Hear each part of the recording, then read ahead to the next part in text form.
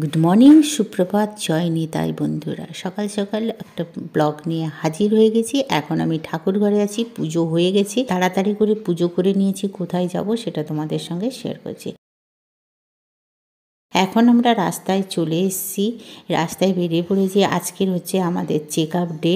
আমরা যে এমআরআই করেছি তার একটা ডাক্তারের কাছে অ্যাপয়েন্টমেন্ট আছে, তার জন্য আমরা সকাল সকাল বেরিয়ে পড়েছি। এখন বাজে 9টা, আর মেঘলা আছে, হালকা ঠান্ডা আছে। তোমাদের সাথে বকর বকর করতে করতে আমি একদম হসপিটালের কাছাকাছি চলে এসেছি। তারপরে তোমাদের সঙ্গে দেখা হচ্ছে। এখন অর্থকে দেখাবো বলে এখানে যে হুইল চেয়ারে বড়মশাই বসে আছে। আগে মেডিকেল স্পেশালিস্ট দেখানো হয়ে গেছে, ব্লাড টেস্টও সব হয়ে গেছে। আমারও ব্লাড টেস্ট আজকে করেছিল, হয়ে গেছে। আর ডাক্তারবাবু আসতে খুবই দেরি করে, সেই 5:45 বেজে যায় অর্থ বসতে বসতে। আর বিরক্তি লাগে, এতক্ষণ বসতে না মাথা খারাপ হয়ে যায় আমাদের। আর এখানে রিসেপশনে বসে আছি, এখানে অর্থর ডাক্তার বসে, তাই এখানে চলে এসেছি। আর সব টেস্ট হয়েছে, আরও একটা টেস্ট করতে হবে, তার মেশিনটা খারাপ বলে সেটা বাইর থেকে করে নেব। এনসিবিটা করতে হবে। আর এখন বসে বসে সত্যি খুব অস্বস্তি লাগে যে কখন ডাক্তারবাবু আসবে। আমাদের অর্থ দেখানো হয়ে গেছে, এবারে হুইল চেয়ারে করে বড়মশাই বসে চলে আসতেছে গাড়িতে আসার জন্য। গাড়ি বাইরে দাঁড়িয়ে আছে, আর এখন আমরা গাড়িতে বসেও রওনা দিয়ে দিয়েছি। আর এখন বাজে পুরো 7টা হয়ে গেছে। আর বেরোতে বেরোতে আমাদের 7টা হয়ে যায়। আর এখন দেখো রাত্রে লাইট জ্বলছে, কলকাতা কত সুন্দর সাজুগুজু করছে লাইটে। বাড়ি গিয়ে আবার তোমাদের সঙ্গে দেখা হচ্ছে। ডাক্তারবাবু কি বললো না বললো সবটুকু বলবো। অনেকটা সময় অতিবাহিতর পরে বাড়ি চলে এসেছি। মেয়ে আর রাস্তাঘাটে চা খাওয়া হয়নি, মেয়েকে ফোন করে বলেছিলাম, সেই যে চা, স্ন্যাক্স, বিস্কুট রেডি করেছে। একটু খাওয়া দাওয়ার পরে রেস্ট করার পরে আবার রাতের ডিনার করব বলে এই যে চলে এসেছি। ডাল আর চাল আমি সকালেই ভিজিয়ে রেখে গেছিলাম, পরিষ্কার করে ধুয়ে রেখেছি। এবারে মিক্সিতে ঘুরিয়ে একটা পেস্ট করে নেব।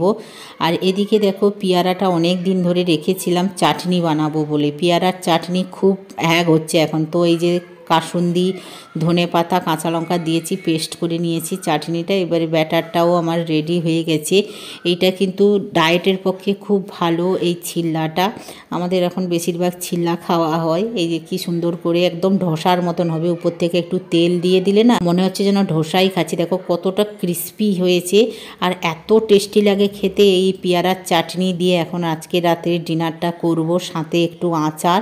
এই লঙ্কার আচারটাও খুব টক টক লাগে খেতে, আমাদের খুব ভালো লাগে। চলো বড়মশাইকে খেতে দিয়ে দিয়ে অনেকটা রাত হয়ে গেল, বাচ্চাদের দিয়ে তারপরে খেতে বসবো। তোমরা না এইবার চাল ডাল দিয়ে এরকম ধোসা বানাবে, খেতে কিন্তু দারুণ লাগে। হাই বন্ধুরা, এখন বাজে রাত্রি 12:30। ডিনার হয়ে গেছে।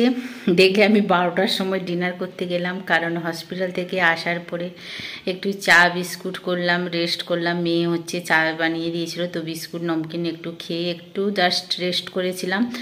এক তো 9টা, 8:30, 9:45 দিকে এসছি। এসে হাত পা ধুয়ে ফ্রেশ হয়ে মেয়ে চা করতে করতে আমি ওই চাল ডাল সব ভিজিয়ে রেখে দিয়ে গেছিলাম সকাল থেকে, তো সেটা এসে পেস্ট করলাম, তাকে একটু রাখলাম লবণ খাবার সোডা দিয়ে ব্যাটাতে সব গুলিয়ে রেডি করে রেখেছিলাম যে 11টার সময় বানাতে আসবো। চাটনি দিয়ে খাওয়া দাওয়া হবে, আর আচার দিয়ে কি খাওয়া দাওয়া করে বড়মশাই শুয়ে শুয়ে মোবাইল দেখছে, মেয়ে দুটো পড়ছে। আর আমি বললাম চলো বন্ধুদের সাথে একটু কথা বলে নেই। সারাদিন এত ক্লান্ত, আর ভালো লাগছে না, শরীর আর টানছে না। সেই সকাল 8:30টার সময় ঘর থেকে বেরিয়ে গেছিলাম। ডাক্তার ছিল, ম্যাম ছিল আমাদের।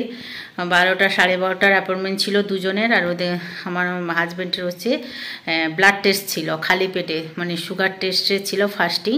তো যার জন্য সকাল সকাল না গেলে ওখানে অনেক কারবাই করতে হয়, তারপরে ফাস্টিং ব্লাড দিয়ে আবার 2 ঘন্টা পরে আবার খেতে হবে। তো যার জন্য তাড়াতাড়ি গেছিলাম। ঘর থেকে বানিয়ে নিয়ে গেছিলাম, বড়মশাই তো বাইরের খাবার খাবে না, আর আমিও তো ঠিক সেই মতন খাই না, কারণ পেঁয়াজ রসুন ডিম ফিম থাকে বলে খাই না। তো প্রত্যেকবারে ওই নমকিন বিস্কিট এইসব খেয়ে নিই, একটু চা খাই। আর বাইরে খাবে না বলে, আলুর খাবার অনেক কিছু খাবার বারণ, তো যার জন্য আর ও তো বিশেষ করে এমনি নর্মাল হাঁটাচলাও করতে পারে না। হুইল চেয়ার তো সেই হসপিটাল পর্যন্ত, বাইরে তো হুইল চেয়ার দেবে না। তো যার জন্য ওর জন্য আমি সবজি দিয়ে পোহা বানিয়ে নিয়ে গেছিলাম, আর আমার জন্য একটু স্যান্ডউইচ মানে আলু দিয়ে স্যান্ডউইচ বানিয়ে নিয়ে গেছিলাম। ওইটাই খাওয়া দাওয়া করেছিলাম ওখানে। ও খাওয়ার পরে ব্লাড দিল, তারপরে আমি একটু বাইরে, ও জোর করে আমাকে পাঠিয়েছিল যে একটু কফি খেয়ে আসো। হসপিটালের ভিতরে কফি আছে, খাবার আছে, স্যান্ডউইচ আছে। একটা কফির দাম হচ্ছে কত 40 টাকা, চার দাম হচ্ছে 25 টাকা। বলো আমাদের মধ্যবিত্তে হয় না বাবা, বাইরে 5 টাকা দিয়ে 10 টাকা দিয়ে দুবার খাওয়া যায়। ওই জন্য ভিতরে খাই না, যারা খায় আমরা খাই না। তো ওই খাওয়া দাওয়া, ওই সারাদিনের ওই খাওয়া দাওয়া, রাত্রে এসে খাওয়া দাওয়া করলাম, করে এখন শোয়ার পালা। সকালে উঠে আবার নতুন কাজের যোগদান। হাজব্যান্ডের ডক্টর বলেছে সুগার তো টেস্ট করা হয়েছে, আর আজকের আমারও অনেক ব্লাড টেস্ট করা হয়েছে, কারণ এমআরআইতে সেমন কিছু ধরা পড়ছে না। এই জন্য এই হাতেরগুলো আবার আমাদের টেস্ট করতে দিয়েছে এক্সট্রা, কেন ওয়েটও বেড়ে যাচ্ছে, তার জন্য ব্লাড টেস্ট, অনেক কিছু ব্লাড টেস্ট করা হয়েছে আজকের আমার। আর আবার টেস্টে লিখে দিয়েছে, ওটা আমি বাইরে করব, কারণ মেডিকাতে মেশিনের প্রবলেম হচ্ছে বলে আমার টেস্টটা হচ্ছে না। তো আর সে যা পয়সা নেবে, মেডিকাতেও তাই নিচ্ছে, আর এখানে না নেবে, একটু বেশি করার কিছু নেই। আর আমরা আর্মি থ্রুতে গেছি, তো আমাদের একটু কম ডিসকাউন্ট থাকে, মানে ডিসকাউন্ট থাকে, তো বাইরে করতে হবে। যবে যাব সেদিন তোমাদের সঙ্গে শেয়ার করব। বড়মশাইকে বলেছি অপারেশন করতে হবে, কিন্তু বড়মশাই রাজি হচ্ছে না, কারণ প্রচণ্ড অনেক টাকা লাগবে, তো অ্যামাউন্টটা খুব বড়, তো যার জন্য 90,000 টাকা বলেছে। আর আমাদের এখন 90,000 টাকা বের করা খুবই কষ্ট, কারণ দুটো মেয়ে পড়ছে, মেয়ের পরীক্ষা আছে, আর তারপরে আমার রিসেন্টলি অপারেশন হয়েছে, আমার পিছনে অনেক টাকা খরচা হয়ে যাচ্ছে, বাড়ির লোন আছে, তারপরে সংসারের খরচা অনেক আছে, যার জন্য বড়মশাই আর এগোচ্ছে না অপারেশনের দিকে। তো ডাক্তারবাবু বলেছে তাহলে 3 মাস তোমাকে পুরো একদম হাঁটাচলা বন্ধ করতে হবে, পুরো বিছানাতে 3 মাস থাকতে হবে, ওষুধ খেতে হবে, এক্সারসাইজ দিয়েছে হালকা হালকা করে, কারণ লিগামেন্টে চোট আছে, টিয়ার ফ্র্যাকচার আছে, দুটো ফ্র্যাকচার আছে, তো যার জন্য অপারেশন ছাড়া হবে না। কিন্তু বড়মশাই রাজি হচ্ছে না, প্লাস হচ্ছে ওর সুগার আছে, সুগার না কমলে অপারেশনও করবে না, অনেক সমস্যা। আর আমাদের বিপদের উপরে বিপদ আসছে, এক বিপদ আমার আসছে, এক বিপদ আমার বড়মশাইয়ের আসছে। জানি না আমাদের কি কপালে লিখে রেখেছে, ঈশ্বরই জানে। বিপদ আমাদের জন্য পিছু ছাড়ছে না বিপদ। একবার আমার অসুস্থ হচ্ছি তো বড়মশাই হচ্ছে, বড়মশাই হচ্ছে তো আমি হচ্ছি। এই যে তোমাদের সামনে ফোনটা ধরে রেখেছি, মনে হচ্ছে যেন আমার হাত থেকে, এখান থেকে যেন যন্ত্রণা ছিঁড়ে পড়ছে। হাতটাই আমি কোনো ডান হাতে মানে তেমন কিছু করতে পারি না। বড় মেয়েটা একটু ফ্রি থাকলে ওকে বললে একটু মাঝে মাঝে আটা ফাটা মাখিয়ে দেয়, ও পারে না। সত্যি কথা, ওকে ছোট থেকে আমি কোনোদিন কাজ করতে দেইনি, তো ও ঠিক মতন কাজ করতে পারে না।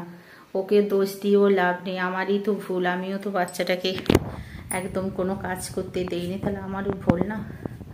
তো এখন তবু অনেকটা শিখেছে, চা করতে, একটু ম্যাগি বানিয়ে নেয়, আটা মাখিয়ে নেয়, লুচি বানিয়ে দেয়, রুটি করে দেয়, আর ওর সাথে থাকলে ও বানিয়ে দেয়। যেমন আমরা রান্না বান্না করে দিয়ে চলে যাই, ও গরমটা করে নেয়, তাও আমার ভয় লাগে গ্যাসটা কোথায় কি হবে, কখন এই যে গ্যাসের একটা আওয়াজ হয়, বাই চান্স ও আওয়াজটাতে যদি ও গ্যাসটা জ্বেলে দিল, ও তো আর এতটা খেয়াল করবে না, না ভিতরে বান্নার ভিতরে যে আগুনটা জ্বলে সেটা তো ও খেয়াল করবে না। আমরা যেমন হয়তো গ্যাসে হাওয়া থাকলে জ্বললে আওয়াজ হলে আমরা বন্ধ করে দেবো, তো সেটা পারে না। তবু ওকে বলে দিয়েছি একটু দেখবি, তারপরে রেগুলেটরগুলো চেক করবি, অনেক কিছু করে, কিন্তু ভয় লাগে। তবু কী করব, শুধু ভগবানকে ডাকছি মেয়ে দুটো নিজের পায়ে দাঁড়িয়ে যাক, তো তারপরে যা হয় হবে।